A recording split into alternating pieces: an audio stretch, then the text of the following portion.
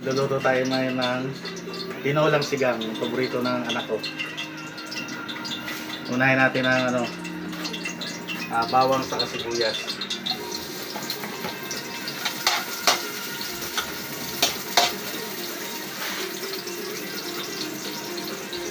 Pagkatapos, tumisan natin ang luya.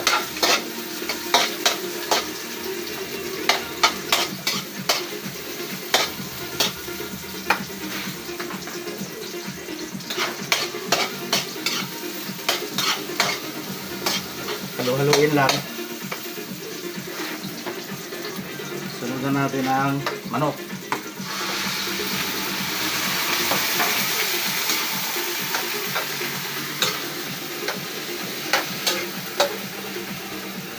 Lagyan natin ang panimpla.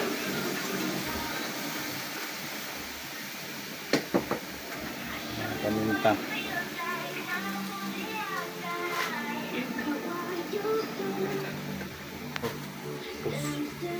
Tapos daragdagan na natin ng konting tubig.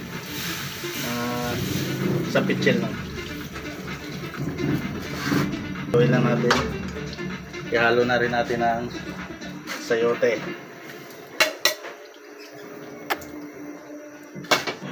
Tapos guys, mga 5 minuto takpan na natin. Kaya lang natin kumulo bago natin isunod ang gulay. Yan guys, pag kumukulo na, isalang nyo na yung gulay. Kasalang ng gulay. Lagyan na natin yung sinigang mix.